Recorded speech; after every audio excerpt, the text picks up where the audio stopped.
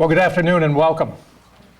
I'm Charles Bierbauer. I'm Dean of the College of Mass Communications and Information Studies here at the University of South Carolina.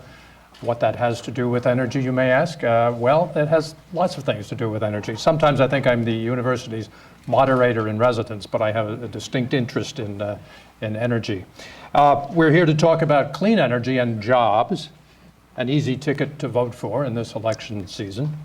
I presume we'd all like to know more about the challenges and prospects, and that's what we're going to be addressing in the roughly 2 hours ahead of us. You've probably noticed among some of the exhibits outside the hydrogen bus and the electric car, the electrifying Tesla vehicle. It was not, I understand, Dr. Pastides, one of the auto choices you had when you picked your official vehicle. Its website says from $101,500 after federal tax credit.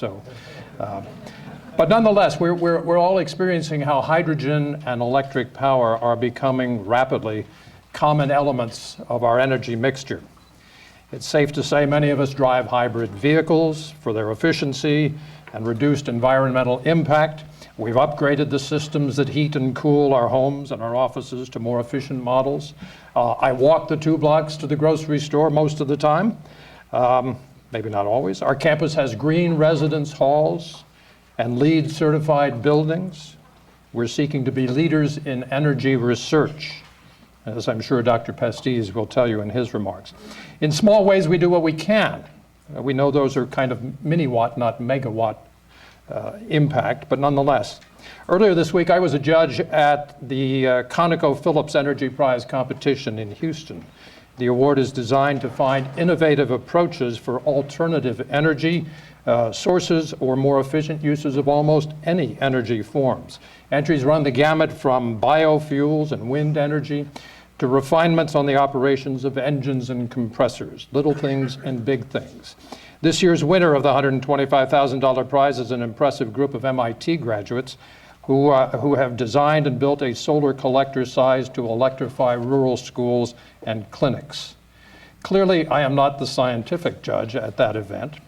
It's an esteemed international group of experts, but there is a communications component to the process, for whatever is devised must be promoted and marketed, and the public must be persuaded that it's in the public's interest. So communications is a key part of what we're doing here today. We are, in fact, communicating. The media, always happy to see them, am I. Pleased to be here, and I am pleased to be here and to introduce now our distinguished panel. I could give you very lengthy introductions and biographies for all of them, but I will be extraordinarily brief. James Rogers is chairman of the board, president, and chief executive officer of Duke Energy.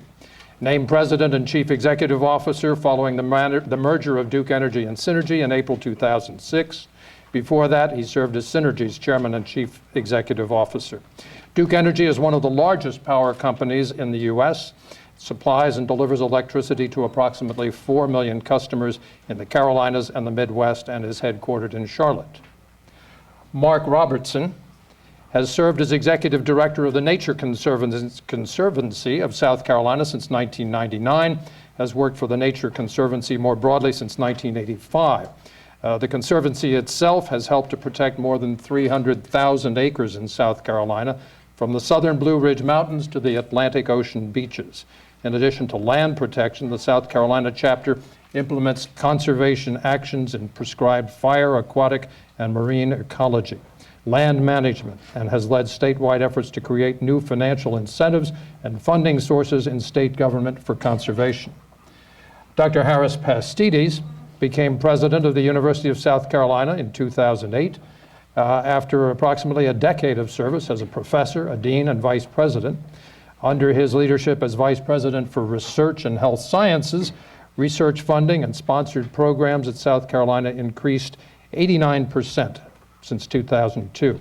Among his major goals are identifying the university's long-term future, sustainability, innovation, the role in the development of a knowledge economy, more access to education for South Carolinians. And just joining us, Jeffrey Immelt is the 9th chairman of GE. He has been named one of the world's best CEOs 3 times, and GE has been named America's most admired company in a poll conducted by Fortune magazine and one of the world's most respected companies in polls by Barron's and the Financial Times. Those are tough standards to meet. And so we're ready to launch this discussion this afternoon, and we'll do it in 3 parts.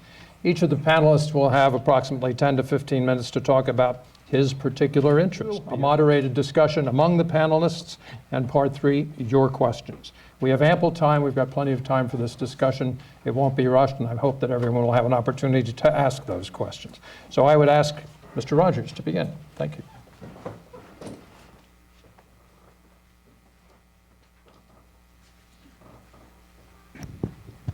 Good afternoon. I am delighted to be here, and Mr. President, thank you so much for giving me this opportunity to be here today and to be on the campus of the University of South Carolina.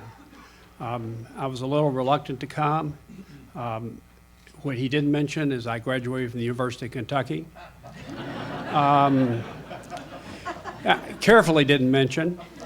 But he also didn't mention that I was born in Alabama. And what he didn't mention also is the fact that my family lived for 130 years in the upstate part of this, in the upstate area. And I guess, as I said to a group earlier, I don't know what in the hell to say about all that. I'm kind of confused about my feelings about being here today. But let me get going, because we only got 10 to 15 minutes to do this, and I'm going to do a Pony Express version of something that really sets the table for your questions later as we talk through the challenges of meeting the energy requirements of our country, rebuilding our economy, at the same time achieving our environmental goals. I believe that we can do that. Quickly about Duke, if you just look at our operations here in South Carolina, number of people, number of assets, amount of revenue we generated, we would be a Fortune 500 company and one of the largest in South Carolina, just our operations here. But as a company across the country, we are the 3rd largest generator of electricity from coal, 3rd largest generator of electricity from nuclear. We are the 3rd largest generator, when you take into account our South American operations, of carbon-free electricity. So we're in a unique place. 3 seems to be a kind of a key word for us, or number. But the important point here is that job 1 for me is simply this: to provide affordable, reliable, clean electricity 24/7, 365 days a year. And I don't have the luxury of just looking through the clean lens, which my environmental friends would like, or just through the reliability lens, which many of our customers like, or just through the affordability. My challenge is making the trade-offs between affordability, reliability, and clean, and making sure I fulfill my assignment, which is job 1 for me. The trade-offs are really quite difficult to make. Now, important point here is that a lot of people talk about we can't exclude anything, we need all of the above. You've heard that expression before. Well, we're actually living all of the above. We have, in the last 3 years, built 1,000 megawatts of wind, primarily in Texas, Oklahoma, and Wyoming. We're building solar out. We're putting solar on the rooftop in North Carolina. We have a special program there, and we're doing it in other parts across the country. We are building 2 coal plants. Working with Jeff and GE, we're scaling up GE's technology to build the world's cleanest coal plant. It will be the world's largest coal gasification facility in Indiana. We're building a coal plant in North Carolina. We're building 2 gas plants. And we're really proactive in terms of pushing for changing the regulatory paradigm so we can invest in energy efficiency. So we're living all of the above. And my belief is that we need significant, and that's why I'm so glad to be at this university, who's putting a lot of energy in terms of thinking about technological solutions. At the end of the day, all those technologies need to be advanced if we're going to cross the bridge to a low-carbon world. And we're going to regenerate our economy. The other point I want to make is this. I want to set the stage for the challenge for the 21st century by asking you to quickly go back to 1900. I'm the only one in this room that probably remembers 1900. But as I think back about it, what I remember is simply this. When we started down the road of providing universal access to people in America, when we started down that road, we actually didn't know what we would enable. We didn't envision that we'd enable refrigeration or air conditioning or x-rays or MRIs or radio or TV or computers or the internet. Now, I didn't claim like Vice President Gore to invent it, but we certainly enabled it because without electricity, none of that happened. But we also did it in a way that was affordable, reliable, and clean. If you'd gone to any of the major cities in our country in 1900, you couldn't see the hand in front of you because they were burning coal in fireplaces and wood in fireplaces. They were using kerosene lights. So we cleaned up cities, and we've cleaned up our plants. Just in the last 10 years, we spent $5 billion reducing the emissions of SOx, NOx, and mercury from our coal plants. So if you look back on the 20th century, and you had to, and they did, the National Academy of Engineers said, what is the greatest engineering achievement? And by the way, the guy that chaired that was Neil Armstrong, who served on my board of directors for over 10 years. And I will tell you this, every time I needed his vote, I started my presentation to the board with one small step. It didn't always get his vote, but it got me going.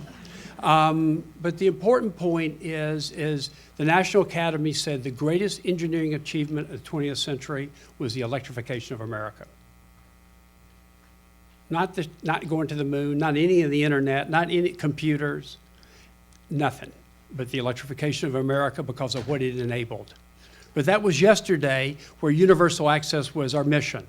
But in the 20th century, 21st century, I think our mission is fundamentally different.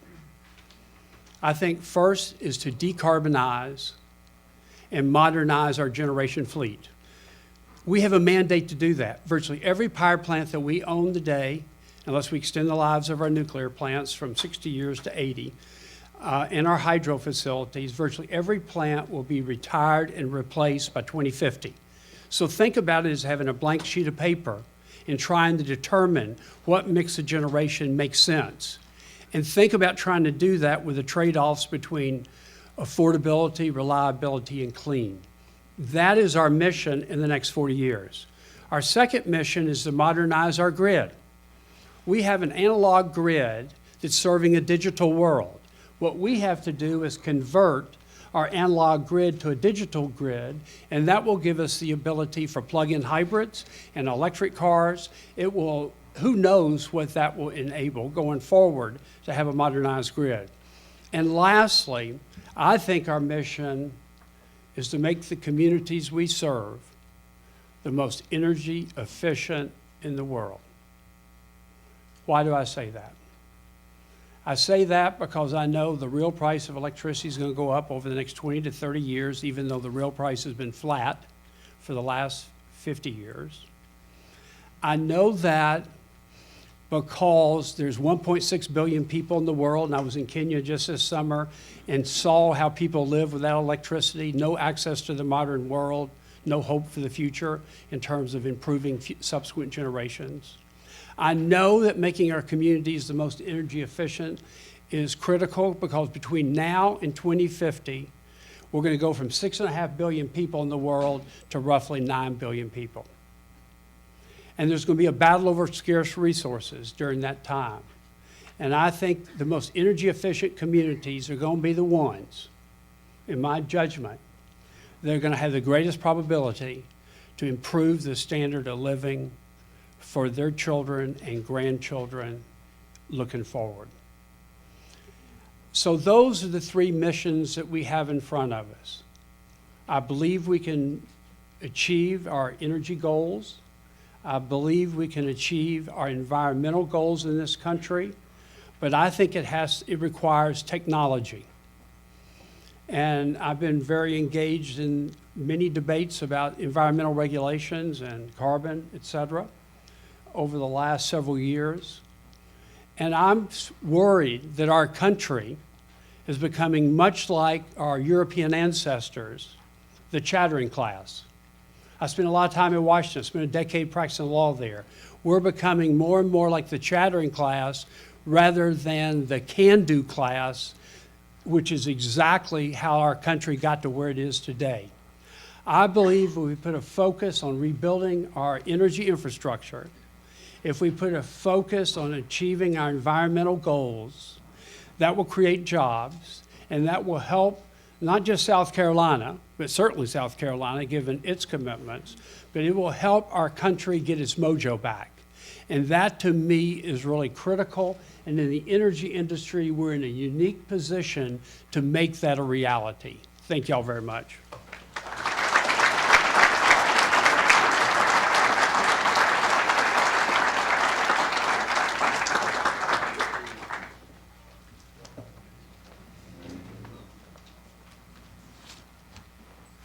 Good afternoon.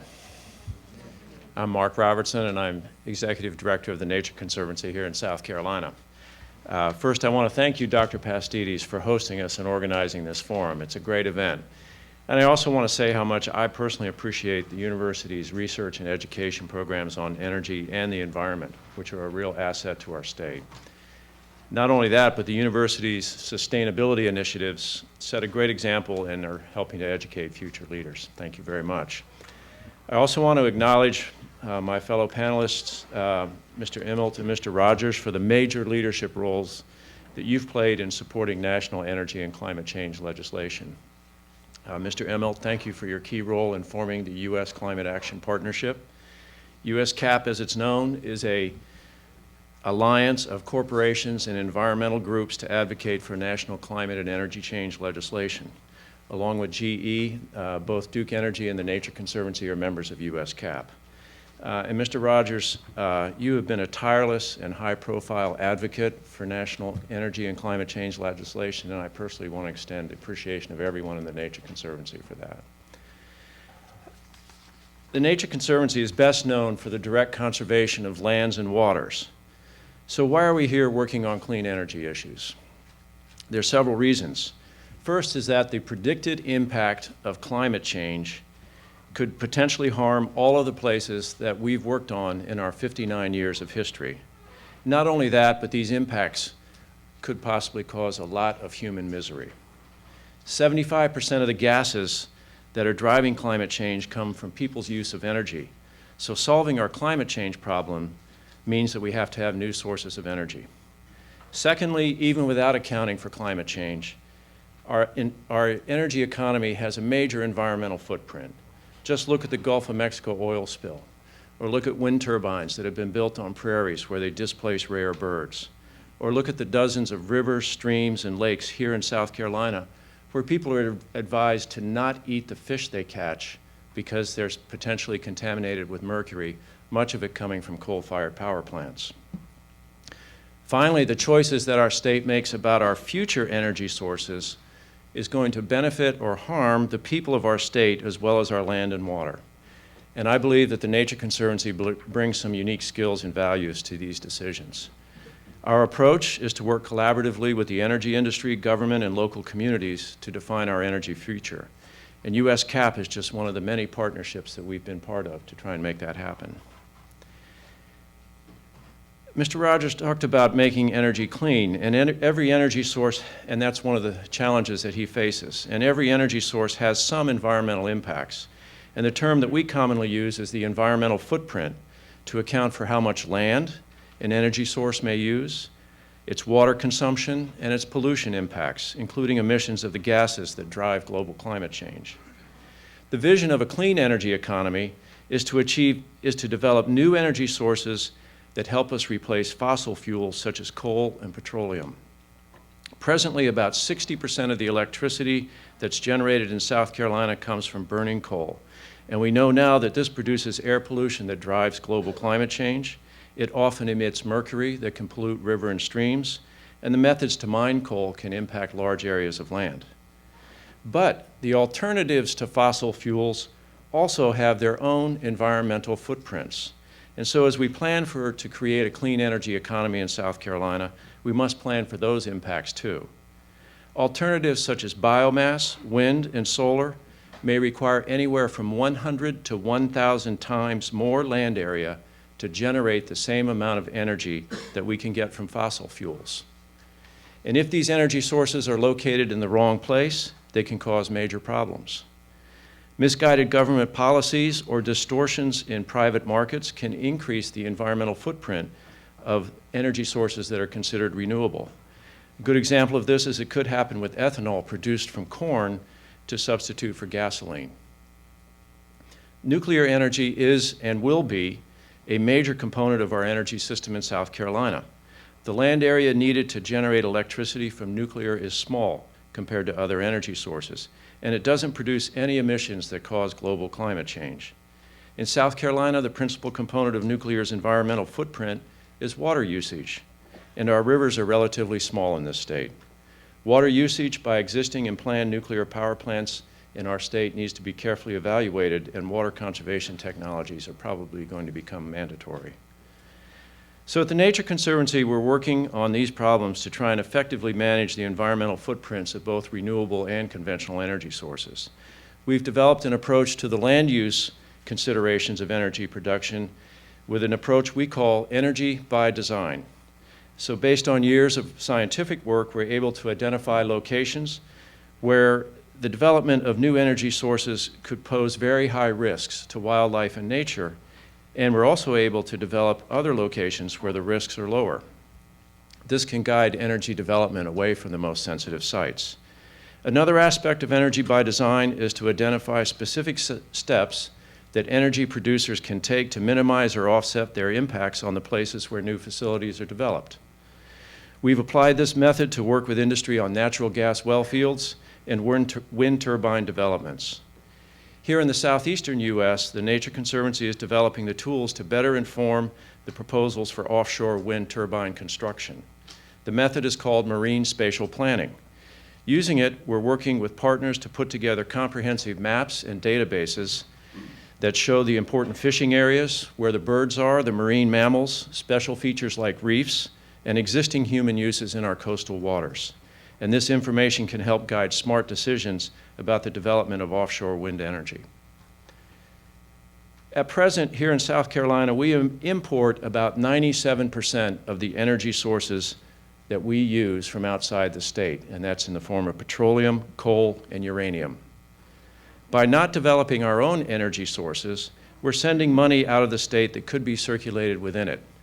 And we're experiencing some environmental impacts that, in fact, are avoidable. The good news is that South Carolina does have some promising energy resources right here at home, and if we develop them, we can reduce environmental impacts, we can reap economic benefits, and we can create new jobs. The job potential of renewable energy sources is great. This point is emphasized in a report from the Pew Center, which found that from 1998 to 2007, the growth of clean energy jobs in South Carolina was 36.2%, while the job growth overall was 2.2%. So we can see a lot of economic benefits if we develop a clean energy economy.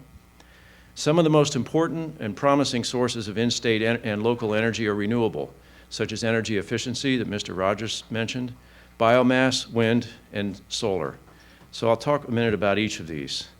Probably the best energy source that we have in our state is one that doesn't have any environmental footprint at all.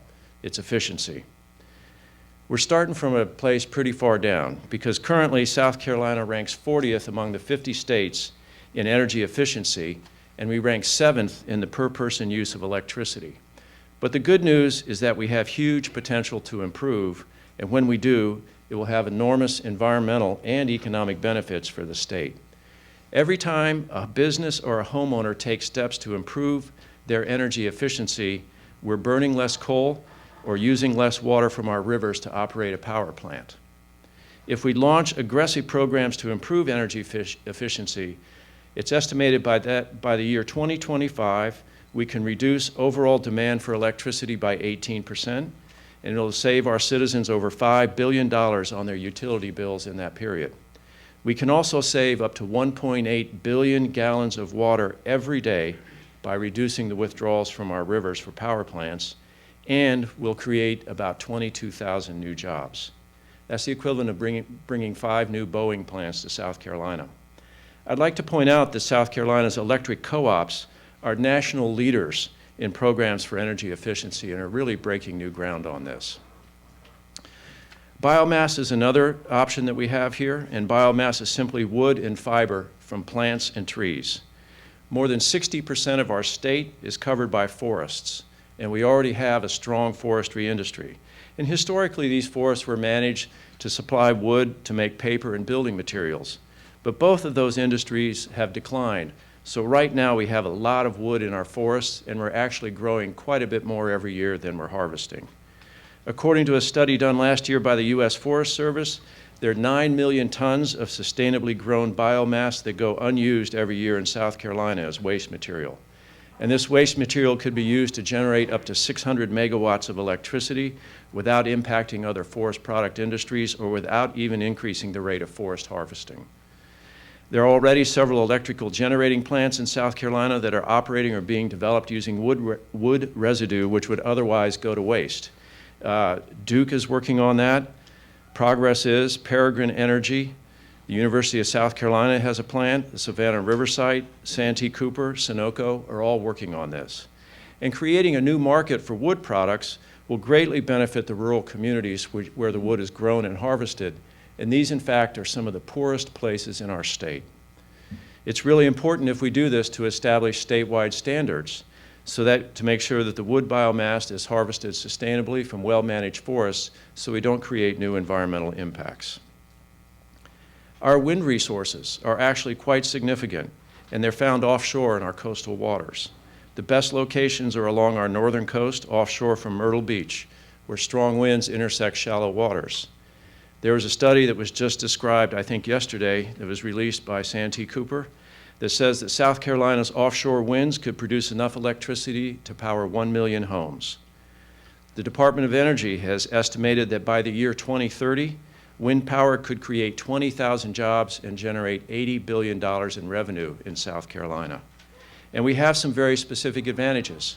We have coastal populations, high populations on the coast, so they can use the energy that's generated. We have a good port in Charleston, and we have a number of businesses already working on this, led by GE. And of course, there's the Clemson University wind turbine facility that's being developed in North Charleston, which will be a huge boon for the industry. South Carolina gets more sunshine than North Carolina, but we actually have a lot less installed solar energy capacity. And we certainly get a lot more sunshine than Germany, which has the most installed solar energy capacity in the world. So why aren't we at the same levels or even ahead? The reason is we haven't put in place the same incentives and standards to develop a solar energy economy in our state. With all these opportunities, what do we need to do to develop South Carolina's clean energy economy? Right now, we think that Congress is unlikely to pass comprehensive energy laws. So the key actions are to develop the proper regulations, standards, and incentives through our state government. Without state action, I believe we simply will not create a clean energy economy in South Carolina. Simultaneously, the state's universities play an absolutely critical role in research, development, and education that advances the new technologies that we need. There are low-hanging fruit that we can work on right away that would yield significant benefits and are not controversial. That's something new in politics. We think there's broad agreement on some of these. For example, tax credits for solar energy. Another one would be improving our state's building codes to increase energy efficiency. And we think we can improve the state's net metering law so that it stimulates more development of alternative energy. In the longer term, the General Assembly has appointed a 15-member council to make recommendations on a state energy policy. I believe that this council should include in their recommendations minimum standards for electricity from renewable sources. 29 states already have this standard, and this council should give it strong consideration. So in conclusion, I believe that we have great potential to develop a clean energy economy in our state, including energy efficiency, biomass, wind and solar, as well as nuclear. This will reduce pollution, save money for consumers, and create tens of thousands of new jobs.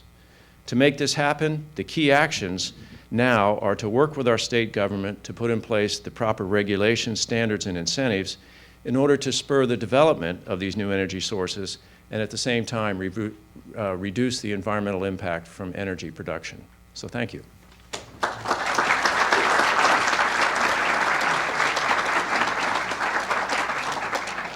Good afternoon, everyone. Thank you, Mark Robertson, I think, for telling us that South Carolina ranks 40th in energy efficiency and 7th in consumption. Jim Rogers, what to say to you, a son of Tiger Country, lots of relatives in Alabama, and 2 degrees from Kentucky.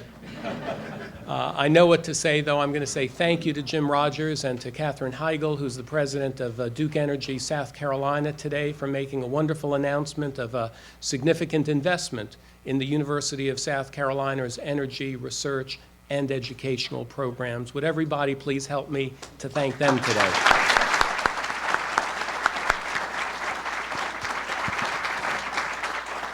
Some of higher education's high-tech contributions to clean energy and to jobs through clean energy have been mentioned, and I'll talk about that in a minute. But I really want to start with what I know you will consider a low-tech but vital contribution to our clean energy future, and that is by mobilizing the public to advance and guarantee the sustainability movement, and eventually to help us migrate to what some are now calling, including Thomas Friedman, a post-green world. College, of course, is where many movements are created and where they are sustained. That's what higher education does. We educate young people, and lots of them. There are 27 million people now enrolled in American colleges and universities at the 2-year, at the 4-year level, private, public, comprehensive universities, technical and community colleges. That's a big movement. At the University of South Carolina, frankly, our students not only have embraced the green movement and sustainability, they actually are leading it. They are the teachers and the leaders of the green movement at the University of South Carolina. If I digress for only a moment, let me tell you that we also have a civil discourse initiative relative to the polarization that we find in the debates going on now in Washington and on TV and elsewhere. And again, it's the students who are leading the civil discourse initiative. They are teaching and they are wanting to embrace it as leaders. This happens to be Campus Sustainability Week, and I thought of reciting to you all of the activities that are going on at Carolina this week, but I couldn't because it would take too long, and I know that you would understand that. We have over a dozen student clubs, including SAGE, students advocating for a greener environment, and they are clamoring all the time for more demonstrable evidence that the university here is committed to conservation, is committed to demonstrating novel energy sources. And altogether, if we really do galvanize and involve the student movement, I think our clean energy future will be noted by the 4 E's of energy, the economy, the environment, and education. Students, by the way, who lead the efforts at the university are not just from one discipline like environmental science or marine science. This is not the Jacques Cousteau movement, by the way. And not all of these students are otherwise politically engaged. These are what I would call the rank and file of students from the university. They come from English and history, from chemical engineering, from the medical school, the law school, and the Darla Moore School of Business. In fact, the students encouraged this university to sign on very early as one of the first universities to sign on in 1998 to the Sustainable University Initiative, pledging that we will do everything we can to become a carbon neutral university. We're not only not there yet, we're far from being there yet, but we are working toward it every year. Examples of demonstration projects, again, that the students have asked us to consider and now we have implemented. Our new baseball stadium has a scoreboard or a jumbotron that is partially fueled by a hydrogen fuel cell.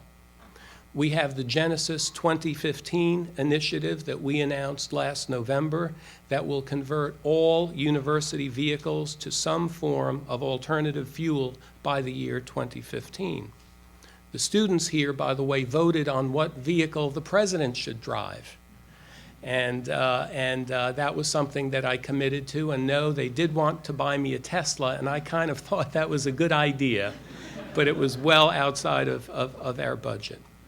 We have a 37-passenger electric fuel cell bus that has traveled across the United States with our logo on it, collecting data relative to how efficient and how many hydrogen refueling stations could be found along the way. As was mentioned, we have a biomass facility, a wood products facility that converts renewable biofuels into steam without burning them. We're working as hard as we can to conserve water. We've upgraded now 99 of our buildings. That has resulted in a 44% reduction in usage and a cumulative $7.88 million in savings. Solar panels on top of our green dorm, lighting retrofits, students who walk around at night looking for lights that are left on in the academic buildings, not calling security to turn them off, but estimating as a student project how much that costs the university. And then they come to my office to report it. Even athletics has been involved. I mentioned the scoreboard, but two Saturdays ago, as many here know, we hosted ESPN Game Day, and we worked with the ESPN crew to document that the environmental impact, not only on the horseshoe, but on Columbia and on the state, was minimal. When they asked us, what would you like us to feature about the university, we went to the students and they said, recycling. So the ESPN feature about the university was relative to recycling. Plus, many Alabama fans were green when they left that day, but that's of course, we were green when we left Kentucky.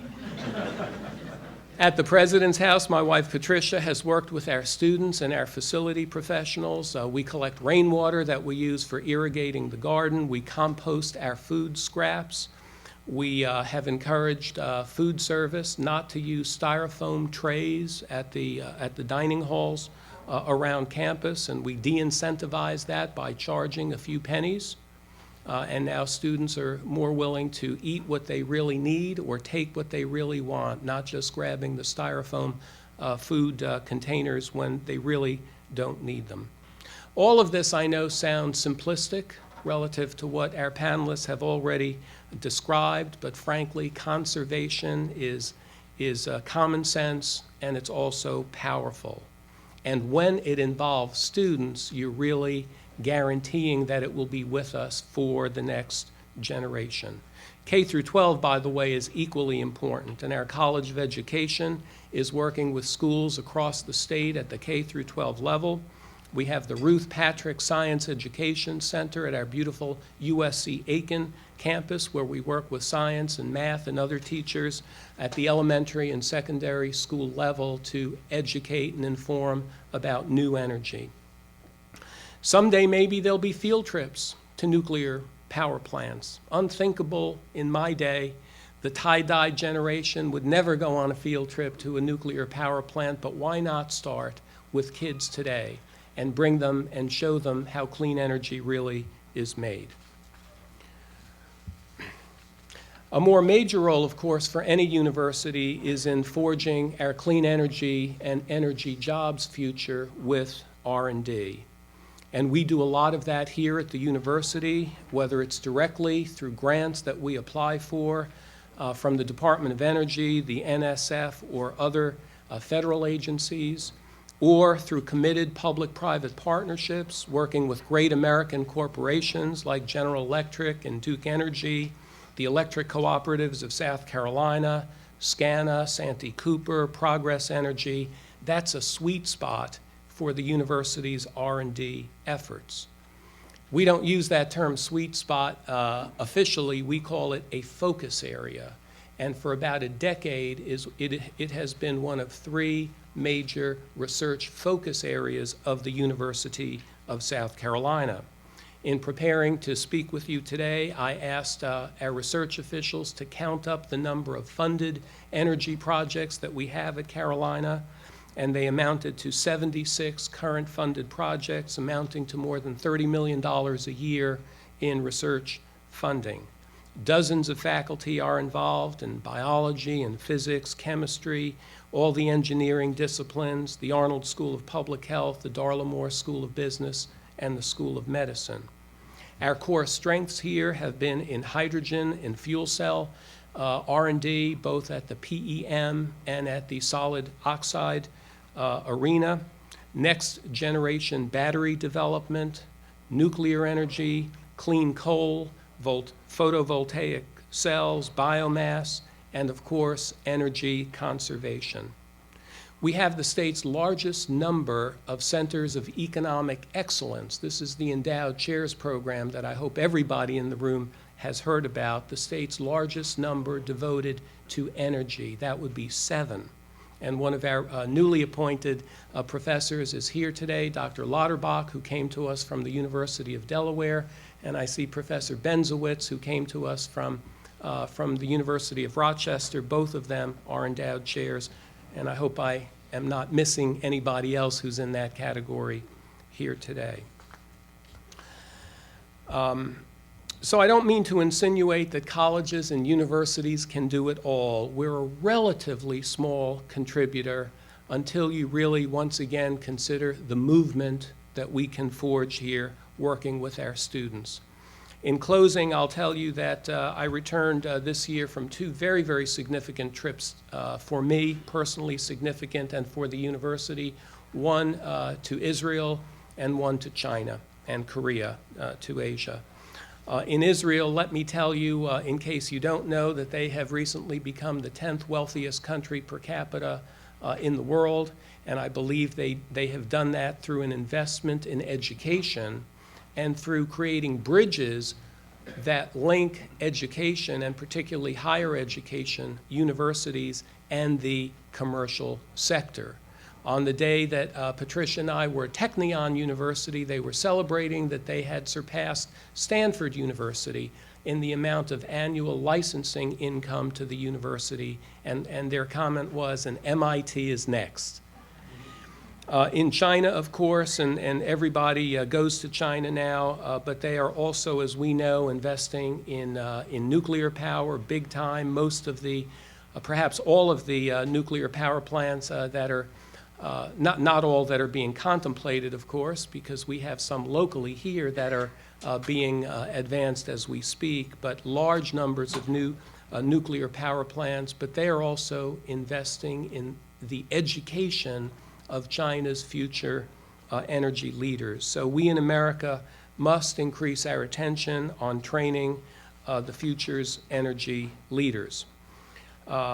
Rightly or wrongly, I think universities can also be viewed, as we are today, I hope, viewed as a neutral arbiter of information where discussion and debate can take place, civilly, of course, always, and also where discussions of policy can take place and can be used to inform government.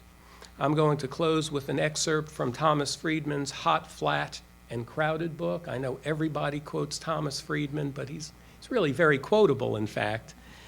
And he said, and in my closing I'll say, it's not about Earth Day concerts anymore. It's not about special green issues of magazines. It's not about 205 easy ways to go green.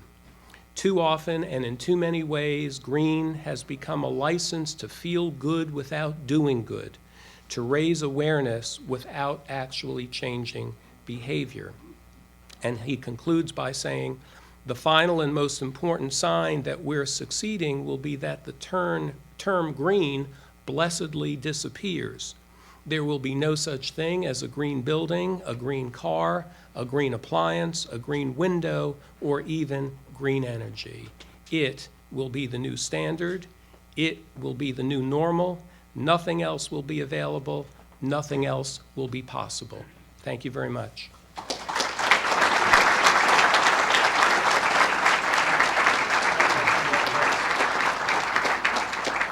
Thank you, Dr. Pastides and Jim, great to be with you, and Mark as well. I'm the fourth panelist, so my opening line really has to be, I have nothing new to add to what was already said. So maybe what I can do is maybe put some context around it. GE is about 60% of our revenues are outside the United States. We do business in 120 countries around the world. And I've been to almost all of them, but I have to say I've traveled a lot and things like that. And every state or country in the world is really working on four things. There's really what I would say four pillars to a productive society. The first one's healthcare, affordable and accessible healthcare. Education is quite important. Financial systems that promote entrepreneurship, and clean energy. So what we're talking about today is actually in some way, shape, or form being talked about in every college, every state, every country, every government around the world, and it is one of the big challenges of the 21st century. GE is quite basic in clean energy. You know, when you're founded by Thomas Edison, kind of energy is what you do, really. We've got about a $41 billion energy business, big global energy business. About 5 years ago, we launched a big initiative inside the company called Eco-Imagination. And the whole thrust between Eco-Imagination was to really talk about clean energy, not from the standpoint that it's a burden, but that with innovation, companies could drive economic growth, be pro-investor, pro-public, pro-customer all at the same time. When we started this Eco-Imagination initiative, we had 17 products and about $5 billion in revenue. 5 years later, we have 95 products and $20 billion in revenue. We're probably the biggest clean energy company in the world. And for the students here today, we are the best. So please, if you want to come to work for a winner, I'm your guy. That's just a shameless commercial. So we are deep in the space and committed to clean energy and want to continue to drive the future. When we talk about, so maybe what I'll do now is just recap a little bit about what Jim and Mark said. When we talk about clean energy, we're really talking about three things. One is technology. The second is what I call commercialization. You know, in other words, Jim said it right. You can't have just innovation unless you also have low cost. So it has to be this confluence of innovation and commercialization. So that's the second thing. And then the third thing is public policy. Public policy. Clean energy does not exist unless you have innovation, commercialization, and public policy. So maybe I'll talk about each one of those. After a long time, probably from 1980, when oil kind of crept up over and over again in the late 70s, and then from about 1980 till about 2003, the price of oil was about $15 a barrel for 23 years. And the amount invested in energy technology was almost nothing. Fundamentally, the country and the world went about 25 years where energy was not really what was invested in. And from that time period, now that oil is $75, $80 a barrel and had visited briefly $150 a barrel, that's been a stimulus to a lot of energy technology. That was really recapped ably by the panelists today, but I'll just highlight a few things. Energy efficiency and conservation, absolutely important. And in some regards, the advent of things like the electric vehicle, I'm quite excited, and I actually think the electric vehicle is going to be quite pervasive. But home conservation, that's going to be a big area of job creation and growth. Making more efficient products. You know, Boeing is going to assemble the 787s down in Charleston. About 70% of all those will have GE engines on them. The GE engine that will be on them will be about 15% more fuel efficient than the engine that it replaces. The gas turbines that we hope to sell to Jim are, 1 or 2 points of energy efficiency better, over each generation that get better. So energy efficiency and conservation are quite important. There's going to have to be the renewal of what I call big baseload technologies. So either coal with gasification or nuclear power, that's being worked on around the world. Renewables, whether it's wind, offshore wind, solar, these technologies are quite important. Consumer empowerment, what's called digital energy, the smart grid. to put more control in the hands of consumers. That's going to be invested in. Distributed energy, whether it's rooftop solar or industrial customers making their own energy, that's going to be invested in. So what I would say, and the other panelists said it, is that you don't really have to pick one fuel.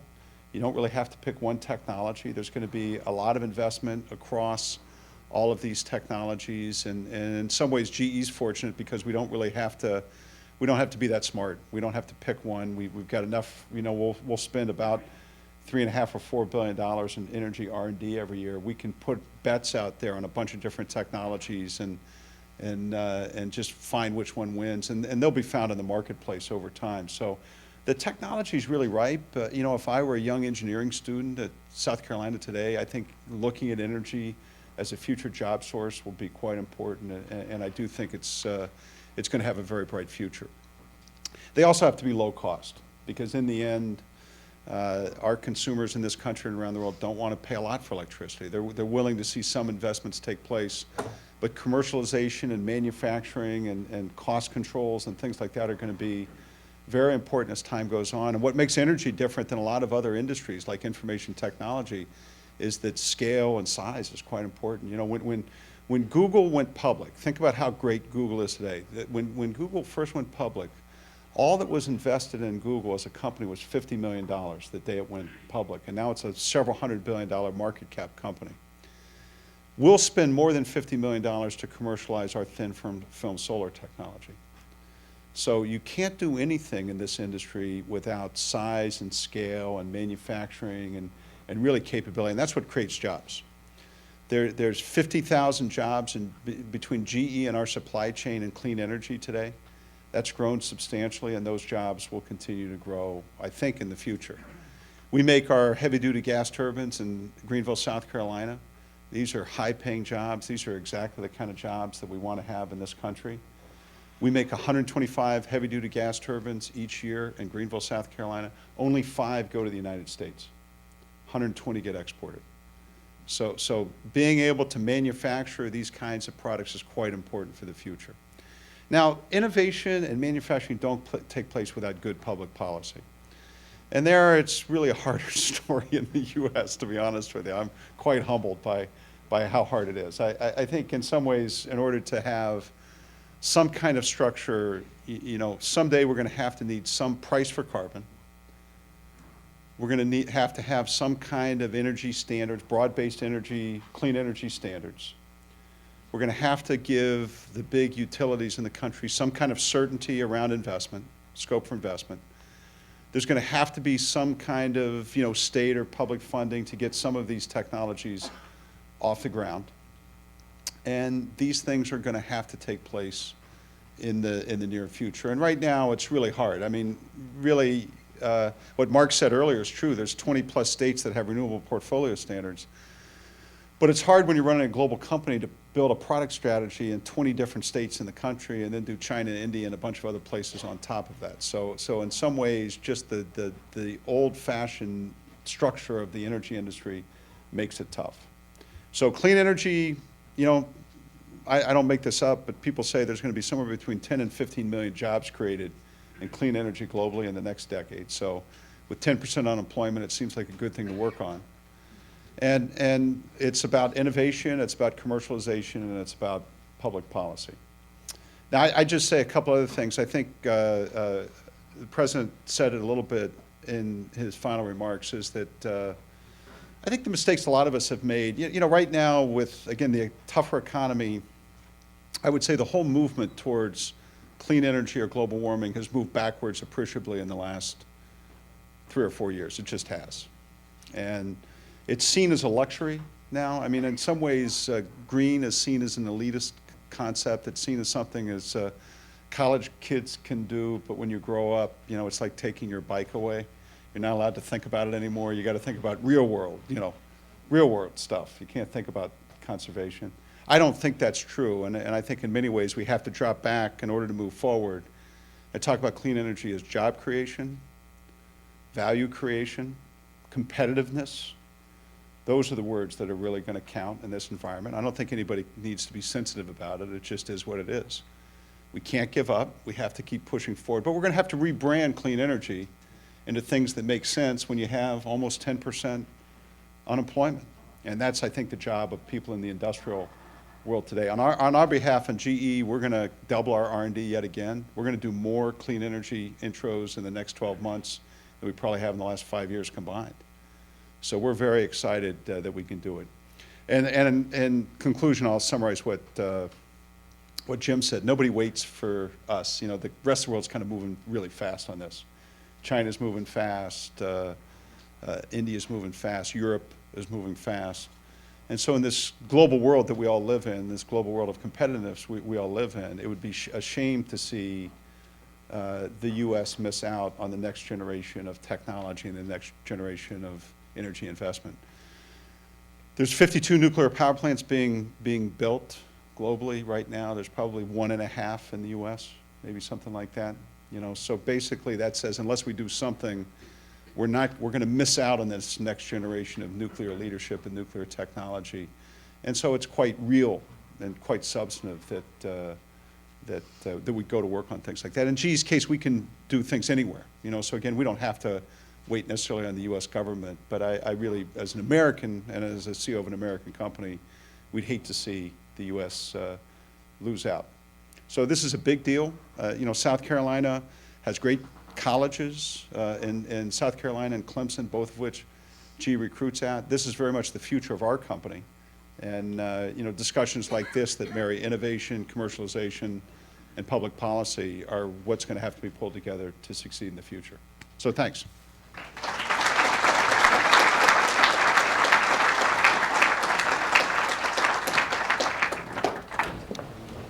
Gentlemen, thank you all.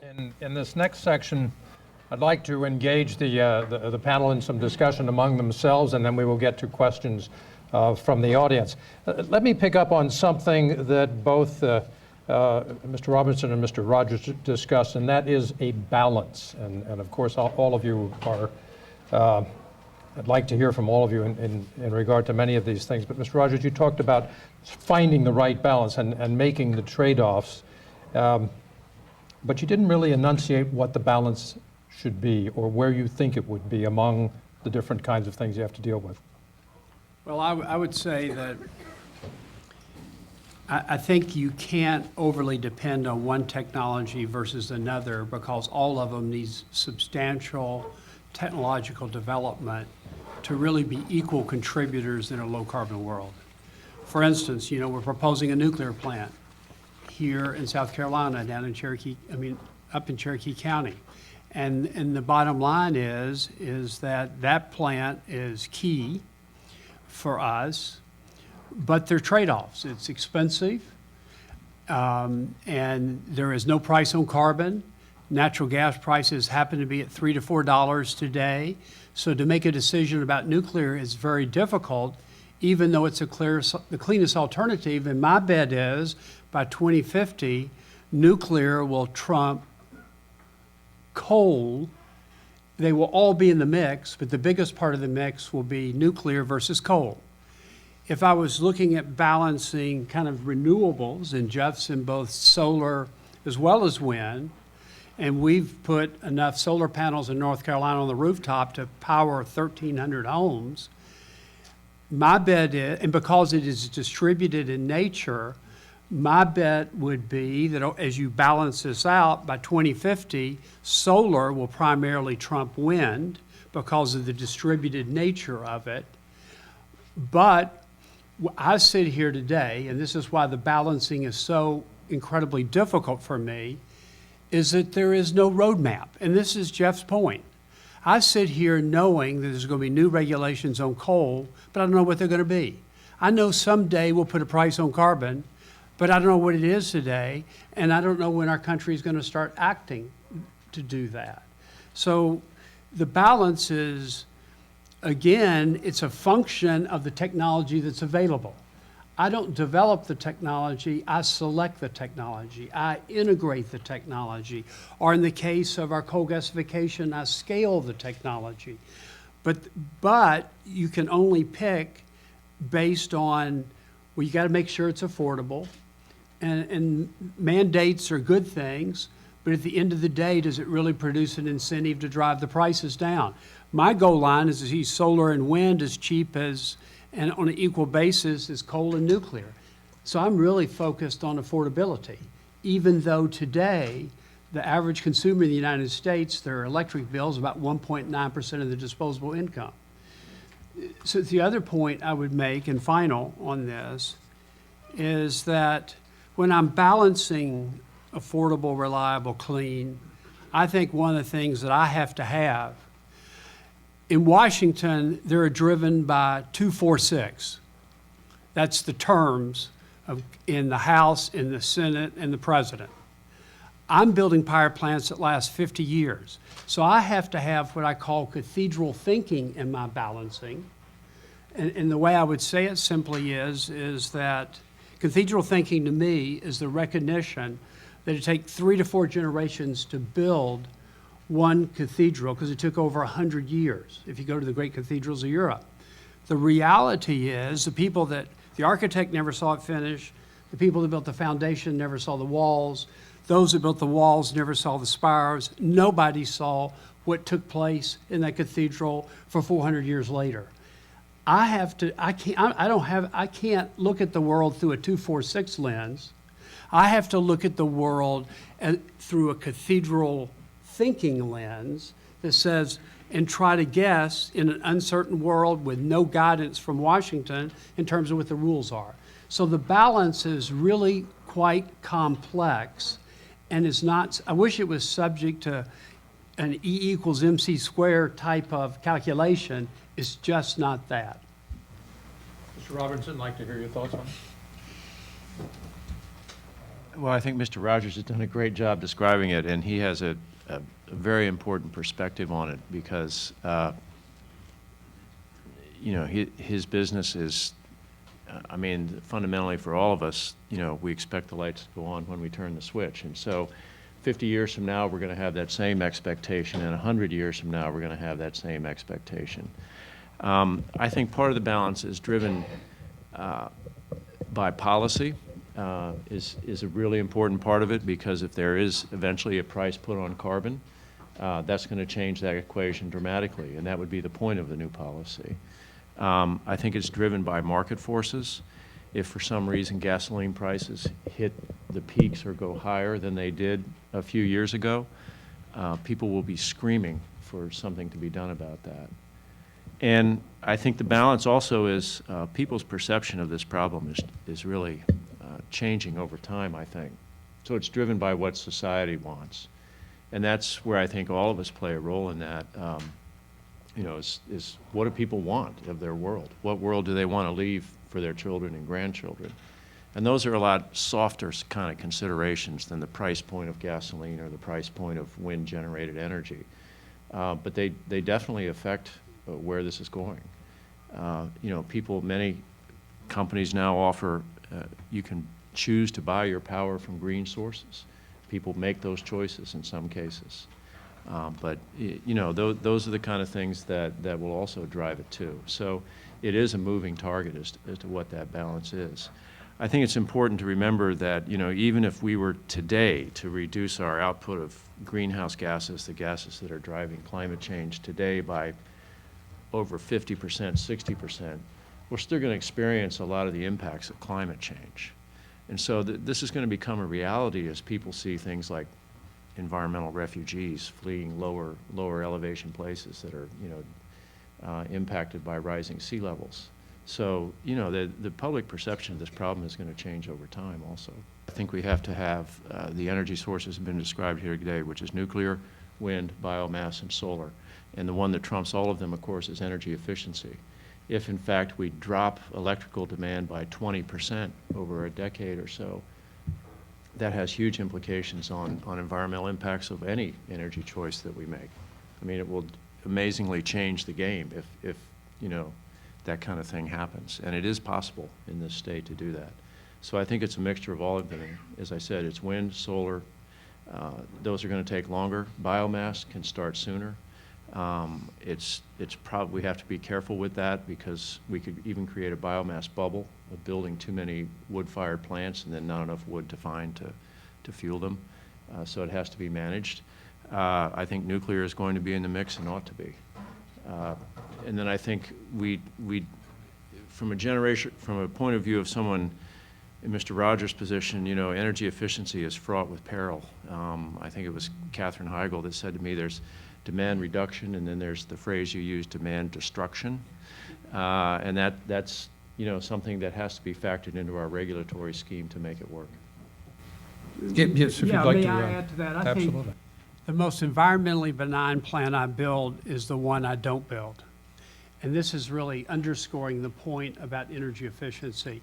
There needs to be a regulatory paradigm change so that I make as much money investing in energy efficiency as I make investing in a power plant.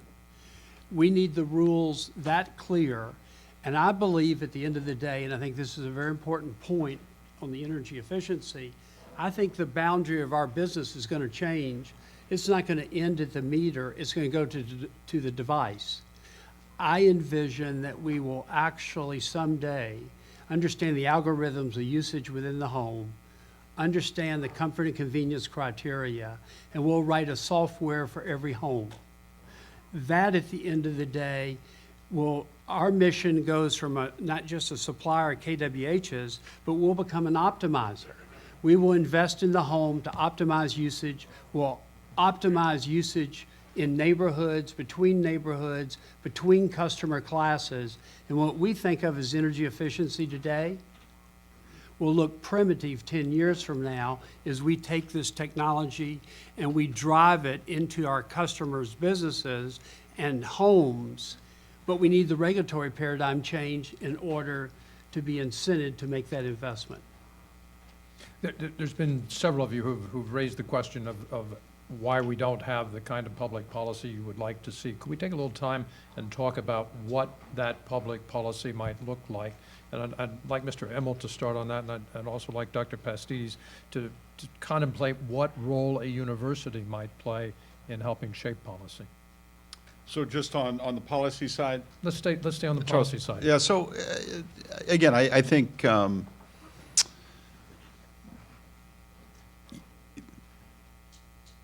a comprehensive, there's no will for a comprehensive environmental and energy plan. So I could give you an answer about cap and trade and a bunch of stuff like that, but it doesn't really matter the words coming out of my mouth because it's not going to happen. So then I sit back and say, okay, what could happen in the next year maybe with a slightly divided Congress that would allow us to come to one good step that would put us on a pathway? And I would say take a sector of the economy where most people in it are somewhat like-minded, stationary power, utilities, set a price, set a price for carbon, set some kind of really broad-gauged energy standard that would sunset in 8 years, or 8 or 10 years, but would be broad. Wouldn't pick a fuel. I'd set an emission standard, but not a fuel. And then I would, because we have to navigate to what we're going to do with the old coal plants anyhow. And then the third thing I would do is get some kind of incentives around conservation, both for the utilities and consumers, to recognize the benefits. If we did those three things, I think you could get bipartisan support. You could take one clear step. You'd be impacting the part of the economy that could probably get going with it. And we would start a glide path on greenhouse gas emission reduction and job creation more or less at the same time. So something simple like that, that's not 2,500 pages of cap and trade and all the other things that have become these lightning rods, but something simple to get started. What would you do with the old coal plants? Again, I think, Jim said it. It's and not to filibuster here, but, natural gas is $4. It's more economical today and half the carbon. Jim, I'm about right? So in some ways, this is going to, if there's some kind of understanding that the old plants are going to have to come offline anyhow, there's probably in the next decade simple substitutions that most utility CEOs would embrace take offline. You know, nuclear is romantic and often written about. You know, I always say a little bit that probably the biggest output of the nuclear industry today are press releases. It's not really substantively, you know, not really any substance around it. One of the guys running for president in 2008, I had lunch with him in New York City, and he said, Jeff, how many nuclear power, this is the summer of '08, he said, Jeff, how many nuclear power plants could we build in this country, right, if we really put our mind to it? I said, look, if we did everything right, between now and 2020, we could do 5.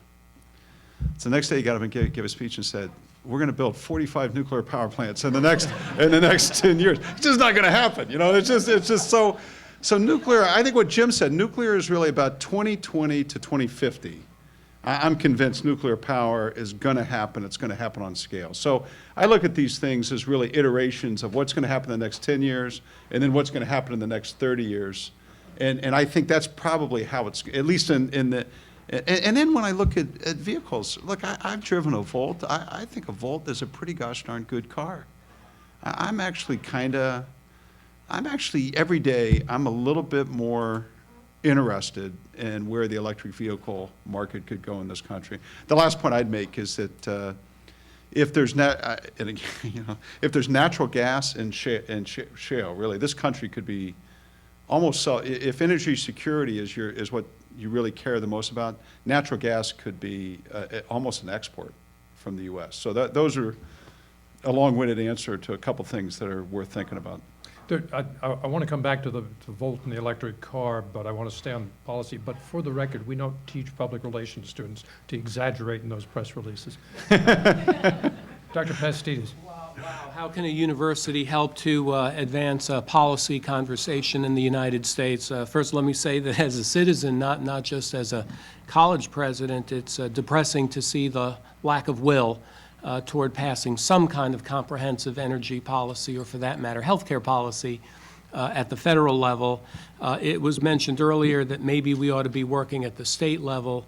Of course, it was mentioned how difficult it is by Mr. Immelt to work with 20, 30, 50, maybe different policies, but maybe we work. I think we do have some respect still, universities do, at the state policy-making level.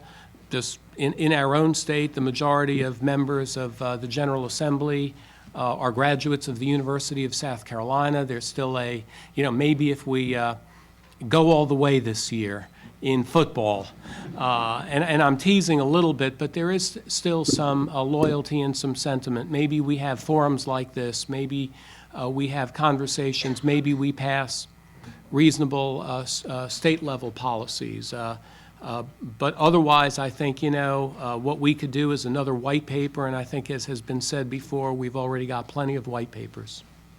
Are there any members of the legislature here today? By any chance?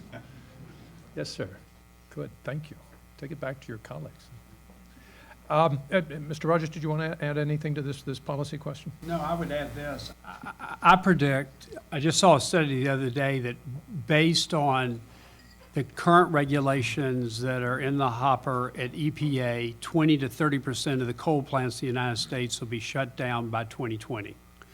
We're actually, one of the reasons we're building baseload plants today, we're the only company in the United States that's building 2 coal baseload plants, has 2 nuclear plants planned, working our way through the license process there, and building 2 gas plants that are combined cycle, is the recognition that we need to smooth this transition out because these plants are going to be shut down.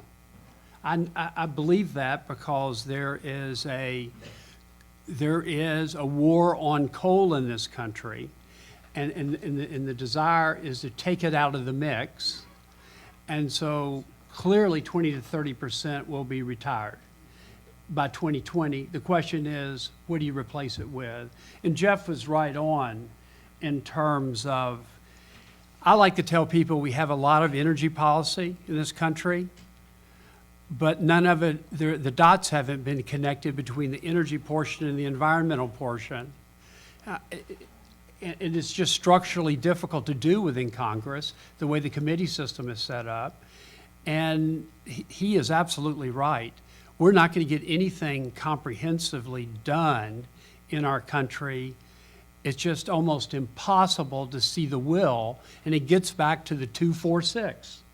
Their vision oftentimes is not 50 years out. It's not cathedral thinking. And it's really focused on, and even incremental would be good, but it'd be insufficient for guys like me who in the next 5 years is going to spend $25 billion reinvesting in my system. I'd like the policymakers to be clear with me so that I'm making smart investments. And to your first point, I'm making the trade-off between affordable, reliable, and clean in a way that makes sense for the long term. When I hear 25 billion, I want to trade seats with Mark. Get a little closer to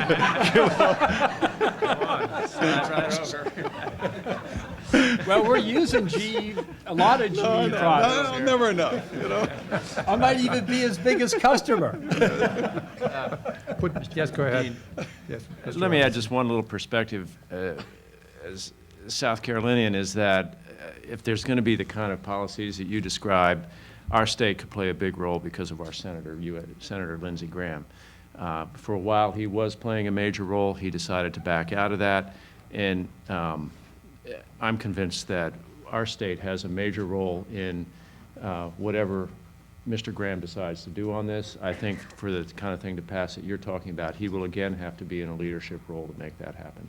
I totally agree. I think Senator Graham's a key player in any of these things. And again, I think there's lots that the people in the state have to gain. You know, gas turbine plant in Greenville, offshore wind facility being built in North Charleston. There's lots of ways to create jobs around it. And it gives, it gives, I think, us in the state some extra responsibilities in this. But I think, you know, what the way we feel, and I think it's the same way Jim feels, is that, you know, we can sit here and complain about the government all we want, but in the end, we're going to have to take actions without them. And just expecting, you know, I'm the same way Jim is. You know, someday we're going to have a price for carbon in this country. I don't know exactly the day, but there's an inevitability around it. And when you run a company, really the day that these laws get passed, if you haven't been working on it for 5 years, you're behind. So, you know, we have no choice but to work on it. And, you know, we can both tell you stories. We're in the locomotive business. Between 1990 and 2014, right, as we've gone through several emission standards, the NOx and SOx reduction in a locomotive will be down 99%. 99%. Technology, innovation, you know, we have such great engineering skill in this country and entrepreneurship in this country that, you know, we can solve some of these big technical problems, but it takes time. And what Jim has to do is he's got to do it at a scale that's almost unimaginable. Really, there's no like warm-up game for a coal gasification plant. You know, you're doing it live at a scale that's in the billions of dollars. A nuclear plant, Jim's $8 billion, something like. 12 to 14 in some cases. So I mean, it's not like you can warm up to build a nuclear power plant. You're all in the day you go. Let me ask two more quick questions and solicit relatively short answers, and then turn it open to the audience for their own questions here. One is you mentioned electric vehicles and the next generation battery in this innovation competition that I've been helping to judge for several years. There are always several suggestions, ideas for that next generation battery, and most of them don't work. How close are we? Thomas Edison in 1895 said that batteries will fundamentally transform the way the electric business develops, and the development of batteries is just around the corner. I think it's been just around the corner for a long time, but I have great hope with the amount of money that's going into it that it happened. I have even greater hope because my son is running a little startup company to make zinc air batteries. It's like 6 megawatts that will produce 6 megawatts for 12 hours, so it's commercial use. And it will be very critical to thinking about creating I want him to succeed because he's got 4 kids to feed. But if he succeeds with this, It fundamentally changes how we design our system if you start to think about solar on the rooftop and then you think about battery technologies. But the most important thing that I think comes out of this is, given the cybersecurity issues that we see, I envision us, as we go to a digital system, of creating more microgrids on our system to protect against cyber attacks. And the Department of Defense is already moving in that direction. Any other? You know, it's a combination of storage and power. So lithium does power, sodium does storage.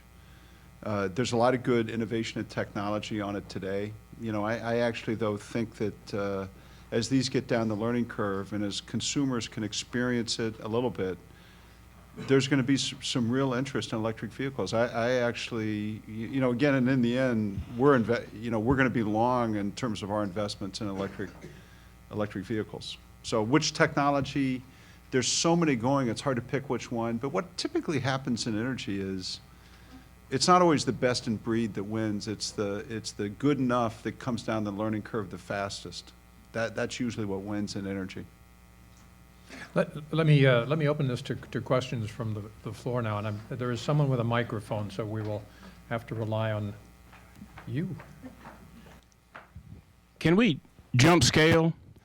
The Texas Medical Center, the world's largest in Houston, just put together its own generating facility. It's off the grid. That's big. But what about a neighborhood gets off the grid? And then what if Mr. Rogers' son, God bless him, succeeds, and you have batteries in the basement and solar cells on the roof, and an individual house gets off the grid? I realize you have absolutely no incentive to promote this, but would you comment on it, please? I have, if I get the rules right, in terms of being able to invest beyond the meter, put the sensing devices in the homes, so and write the software, I would welcome this opportunity, because I actually have a vision that that's where the industry is going to go over time, and so from my standpoint, whether I invest in power plants, whether I invest in batteries, I actually think the batteries that will make the difference won't be in a home, they will be at a substation, because that will really allow you to do the microgrid. But I would give you one example of how powerful it is, technology. And this is the thing that we have continuously underestimated in this country. And we don't have the regulatory rules written to take advantage of it. We did an experiment in South Charlotte where we had 100 homes, and we had sensing devices in the home. And then the simple example is when they turned on their dishwasher, it didn't go on automatically. It kind of delayed for 30 seconds, 60 seconds, and sent a signal to the refrigerator that cycled down. And at the end of the day, when the dishwasher came fully on, they were using the same amount of power they were using before. And by doing that simple experiment, what we learned is we could reduce demand on the peak 20%, and the customer never had to do a single thing and never recognized, because we polled them every week, any difference in the quality of service. It's coming. The question is, how fast? Another question here? I have a question for Mark Robertson and President Pastides regarding initiatives that could take place in South Carolina. Is it possible that our university system, as well as our environmental community and others, industry, the utility industry and others, could come together and actually develop a specific renewable energy strategy for the state of South Carolina that would maximize the opportunities, Mark, in those 4 areas of renewables that you've discussed? Let me make a quick comment first, and that is, I think you, Mr. Johnson, you got it right when you said come together. I don't think any one of those components, I don't think universities alone, I don't think small business alone, and I don't think government alone can do it. We have here as you well know, of course, and others may as well, a cane product that we hold patent to that has some possibility as a biofuel. That's one very minor component. But to come together with the agricultural land and history, tradition, the climate that we have here, to solve the questions of transportation and look at those that are truly potent. I think it will take business, universities, and government certainly to come together, and I would welcome that.